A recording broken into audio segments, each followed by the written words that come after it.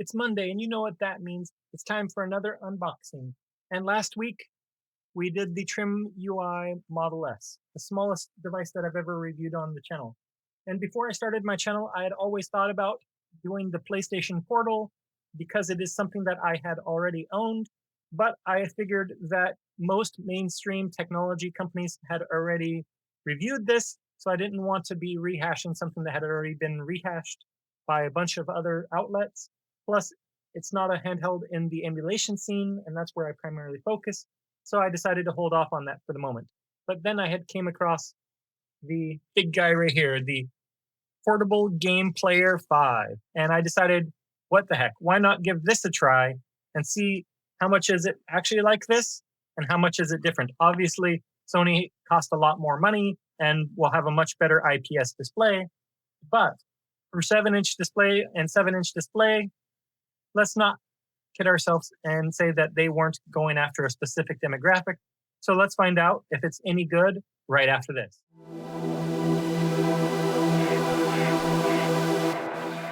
Hey fam, Swati Kong Phoenix here, and let's get into the Portable Game Player 5.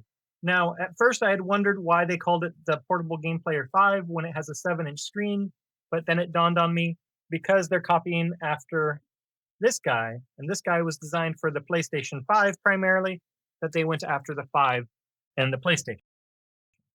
So, yes, it does have a 7-inch screen. Yes, you do get the dual sticks in about the same place as the PlayStation, supporting connecting up to your TV. So, is this going to be any good? Obviously, this costs a lot less than the PlayStation Portal, but is it any good? I don't know. Let's find out. So, let's lift the lid for the first time. All right. So, instead of a regular white bag, they gave us a probably cheaper clear bag. Definitely feels different than the PlayStation, but that's to be expected. Okay, we get our nice little manual here, reminding you this is 5 volt, 2 amp, i.e., use the charger from 10, 15 years ago. Don't use a phone's fast charger from today, or else you'll be either sad that it's not charging, or if it does try to accept it the charge, it could be something that makes your device fail. So don't do that. And we have English, and we have simplified Chinese instructions. Okay. And then, of course, we have our traditional USB-A to USB-C charging cable. Good. Looks like there's supposed to be something there. I don't know. And nothing else in the box. All right. Very well. Quite the simple unboxing. And this side is open. There we go. So, all right. So let's do a quick tour here. We have our power button, volume rocker, a microphone, a 3.5 millimeter headphone jack. We have a USB-C cable port for charging. Looks like the micro SD card is already inserted. Mini HDMI for connecting your TV. A USB-A cable for connecting a secondary controller if you want to use something other than what came with this. Okay, we have Switch style sticks. Some big D-pad here that's, you can tell it kind of sounds hollow inside.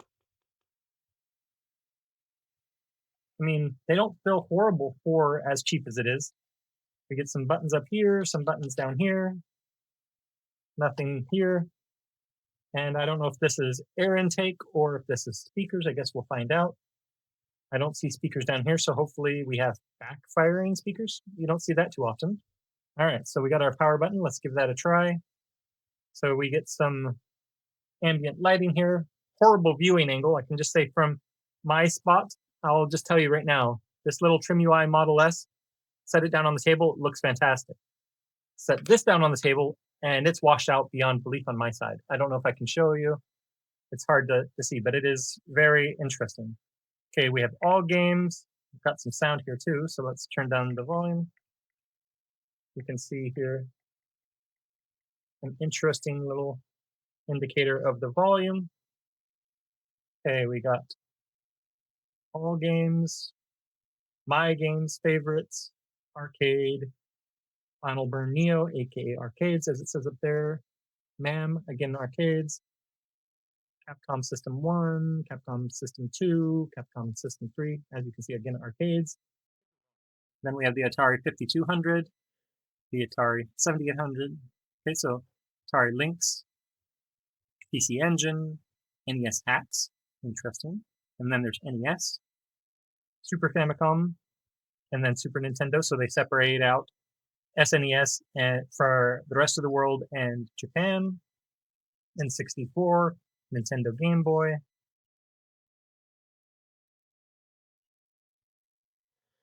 Neo Geo Pocket Color, PlayStation, PlayStation Portal, Custom.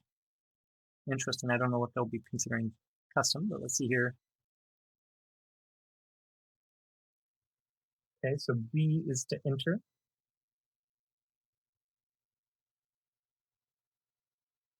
I don't like how they have these listed and they're not listed in alphabetical order. Makes it harder to find, but you can search. You push X. Apparently. Can't use this. There we go. So let's see, Ridge Racer. That usually will, oops. Gotta remember B is enter here with the circle. Let's try Ridge Racer.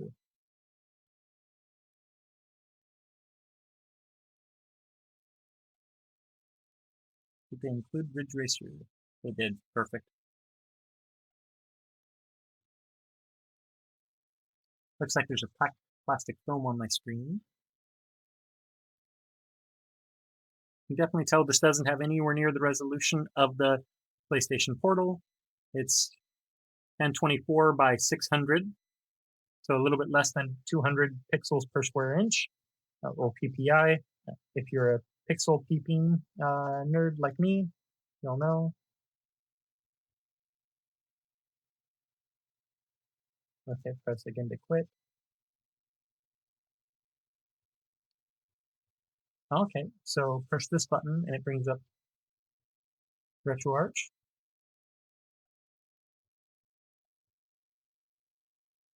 I just want to see if we can play a game here. Okay, now because I'm in a PlayStation game and it's going to go with A, so you have to remember to switch up depending on what console you're using.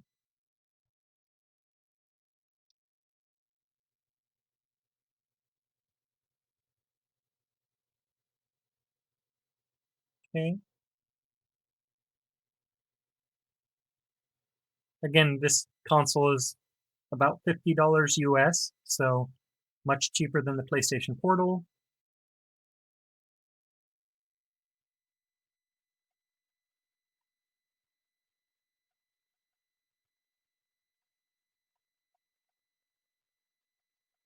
Okay. See if I can peel this off. And good. I appreciate they give us one, but it just adds unwanted glare.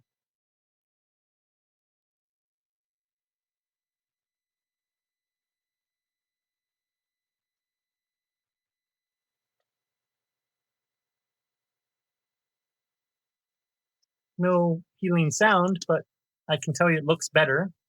Still washed out, but looks better without that screen protector on here.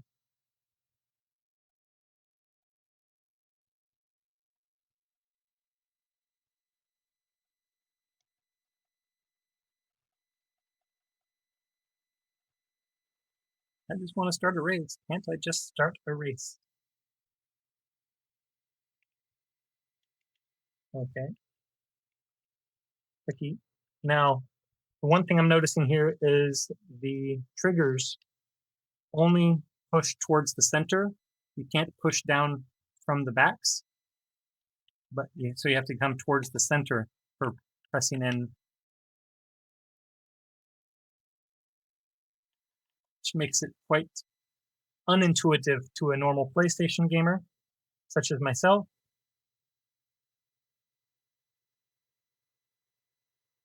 Okay.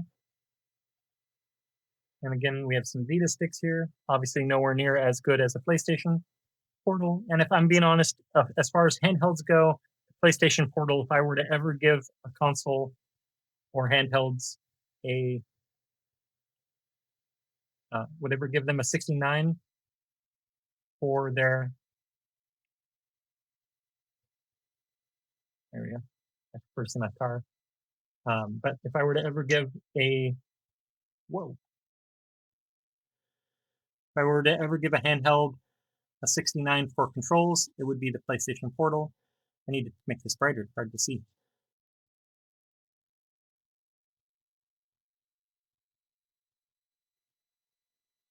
I guess that's kind of the meaning of going in shadows, right?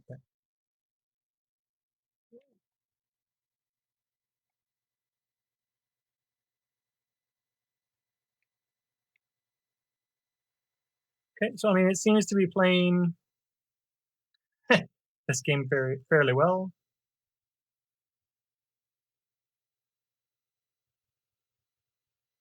Whoa, can't see.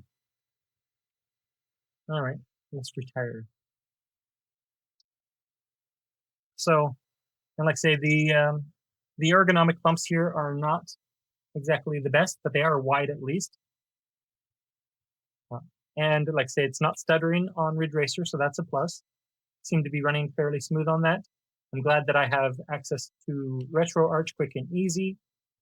That should allow me to make it look better as far as being able to potentially add shaders and whatnot on here and be able to check actual running rate of games. But again, for $50, it is what it is. It's not the best screen. Honestly, per dollar, I think this is a better screen. Doesn't get washed out when it's off angle, like I'm looking at right now. But you know, for retro games, 1024 by 600 should be okay. I just need to figure out what that is for integer scaling and whatnot.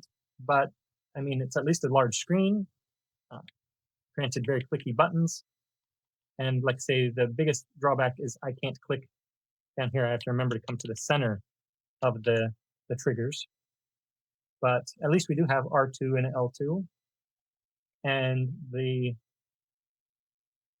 sticks are R3, L3 as well, so that's nice. So yeah, all in all, I'll have to be doing some playing with this because obviously this is a very unique device, but I just thought it would be interesting to go from the smallest device that I've ever reviewed on the channel to one of the largest I've ever reviewed and an obvious attempted clone of this guy.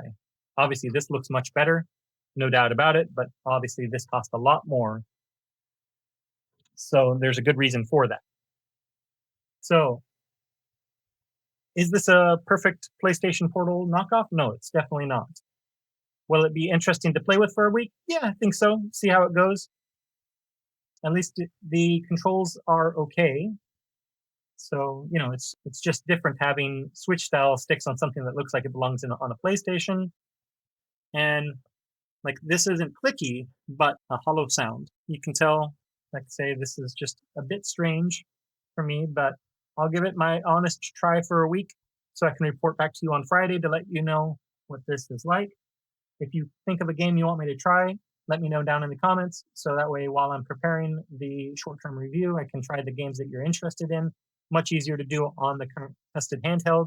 I still want to get to some previous handhelds that came in on the short-term review requests. I'm happy to do that for you. But again, easier if you do it during this time frame. So without further ado, I'm going to let you go for now. And until next time, this has been P-Nick.